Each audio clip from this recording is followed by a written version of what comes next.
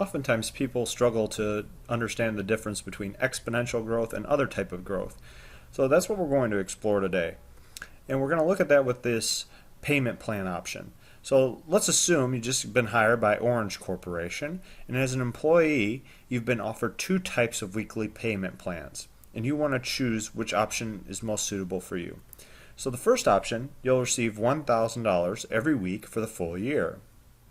In the second option, for the first week you'll receive 1 cent, for the second week you'll receive 2 cents, for the third week you'll receive 4 cents, for the fourth week you'll receive 8 cents, and this doubling trend continues for all 52 weeks. Which option would be the best for you? So when you look at this, one of them seems very nice and things look pretty straightforward. It's that $1,000 every week for the full year. So we'll begin with that option. So if we look at the first week, we'd have $1,000. In the second week, we'd have $1,000 plus $1,000. Well, an easy way to write that is 1,000 times 2, or $2,000. Right? The third week, we'd have, you can add up $1,000 3 times, so you get $1,000 times 3, which is $3,000. And notice we continue this process. Well, what we end up having after 52 weeks, if you notice we had 1,000 times 1 in the first week, 1,000 times 2 in the second week, 1,000 times 3 in the third week, so the 52nd week should be 1,000 times 52. This gives us $52,000 for the year. And that sounds pretty nice. And we want to compare that to the second option. So when looking at the second option, this might be a little bit harder to work with. So we start the first week with 1 cent. In the second week, we'll have 1 cent plus 2 cents, so that's 3 cents. And going into the third week, we have that 3 cents, we'll add it to the 4 cents, gives us 7 cents. And then we have our 7 cents, we want to add that to the 8 cents, so that gives us 15 cents after week 4. Week 5, we'll have 15 cents, but notice now the next one we have to double 8 cents, so that'd be 16 cents. So 15 cents plus 16 cents is 31 cents. And then week 6 gives us the 31 cents, and then if you double 16, you get 32. So the 31 cents plus the 32 cents gives us 63 cents. So notice, week 6, we still haven't even cracked a dollar. Actually, we'll crack it in the next week, and then we'll be around a couple dollars after 2 months worth of time, basically. So it seems like option 1 is the better option, but not so fast. Let's take a closer look at option 2, and rather than look at that sum, well, let's actually take a look at the additional amount paid each week. So the additional amount in week 1 was 1 cent, and notice we did this doubling format. So the additional amount in week 2 was 2 cents, which can also be written as 1 cent times 2. This is showing the doubling effect.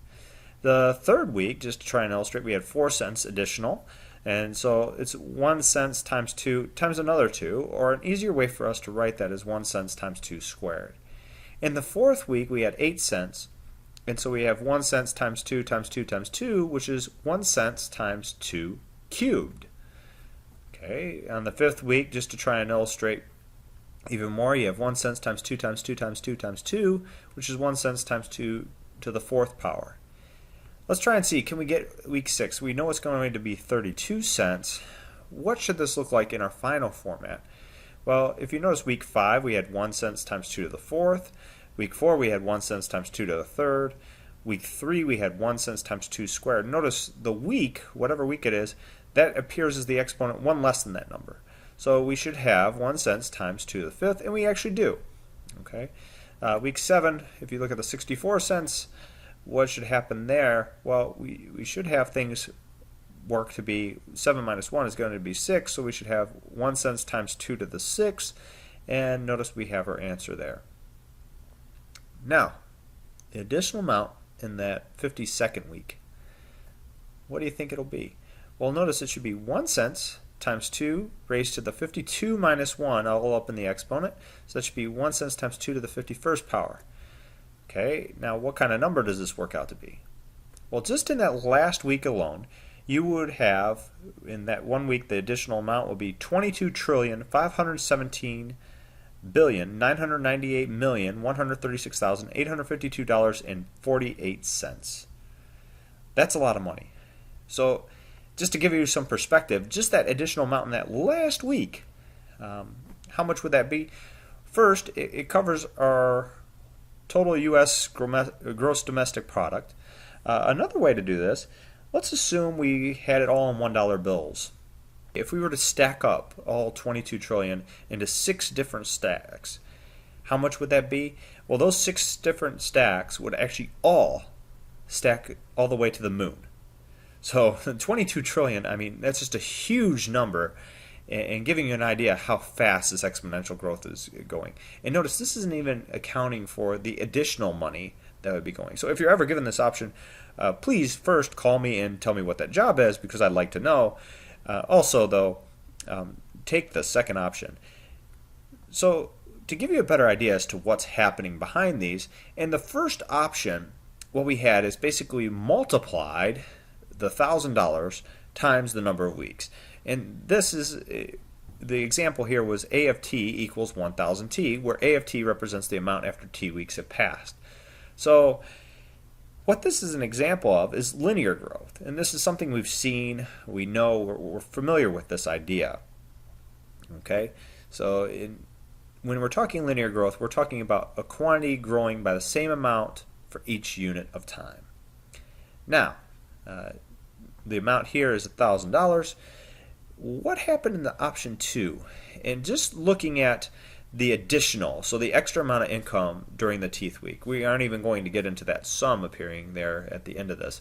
But the function associated with the option that we had, if you recall, we started with 1 cent, and then we went times 2 raised to the power of t minus 1, where t was the week that it was occurring. Okay, so that was our formula.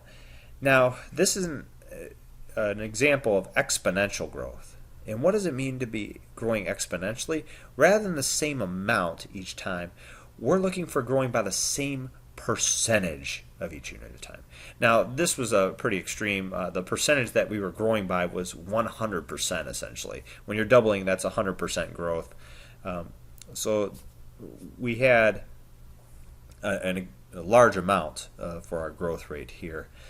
But to put this into perspective of what we'll use oftentimes, we don't like that t minus 1 appearing up in the exponent. So we do some simplifying, make this look a little bit nicer for exponential growth. So another format for this would be, basically we can break the 2 to the t minus 1 into 2 separate factors. So 2 to the t and 2 to the negative 1. This is just laws of exponents, how we can move things around. And that 2 to the negative 1 is just 1/2. So what that means is we could write this as 0.01 divided by 2 times 2 to the t, or 0.005 times 2 to the t. And this will always give us a nice format for an answer in terms of what we're looking for. And we're assuming here that t is greater than or equal to 1 at all times for its domain. That won't always be the case for exponential growth. We can even extend it further beyond that. So in terms of these types of problems, what does exponential growth look like in terms of a function? It's usually f of x equals a times b to the x, with a being greater than 0 and b being greater than 1. This is an exponential function that represents exponential growth. That's exactly what we're looking for here. Notice we used t before, but x can be time just like t can. So let's see a problem that might use this idea of exponential growth. And we go to NASA, actually. They're studying bacteria in order to assist for these big traveling missions to the moon and Mars, again, so to see what happens and see these longer stays up in space, what would happen. So they're observing bacteria growth rates in order to assess how adaptation to space travel affects the crew's health, the waste contamination, space habitat contamination, and a list of other things. So if they want to do this comparison, they need to know how it behaves on Earth. So let's assume scientists began with a bacteria culture containing 100 bacteria that triples every hour on Earth. How many bacteria would scientists expect to see in their culture after 20 hours in space if the bacteria behaves similarly to its growth rate on Earth? So obviously if it's more, then we know we have a different sort of problem. So how do we work this? Well, we want to find after 20 hours, so the idea is to find a function that can work for us. And with that, we'll let f of x denote the number of bacteria in the culture on Earth after x hours have passed. And we get for this case, if we're tripling every hour, that means f of 1 would equal 100 times 3. F of 2, notice we basically multiply f of 1 by 3 because that'll give us a simpler format. So that'd be 100 times 3 squared. You could say each time you could have been 300, 900, and the next one would be 2,700, but an easier way, we're trying to find a function for this rather than having to write out all 20 steps. So the third one would be 100 times 3 cubed. So if you notice, the exponent every time is matching the function value, the value replacing x. So I know you don't see a 1 for the 100 times 3, but anytime you don't see an exponent, it's 100 times 3 to the first. So you have f of 1, and that 3 to the first matches. So we have 100 times 3 squared, and notice that 2 appears as a function value there, and then 100 times 3 cubed, we have that 3 there. So all this means our function is just given by f of x equals 100 times 3 to the x. And this makes it simple for us to figure out the number of bacteria after 20 hours. And what we actually end up having is f of 20, and that equals 100 times 3 to the 20th power, which if we're to write out, I believe that's 348,678,440,100 bacteria. That's a lot of bacteria.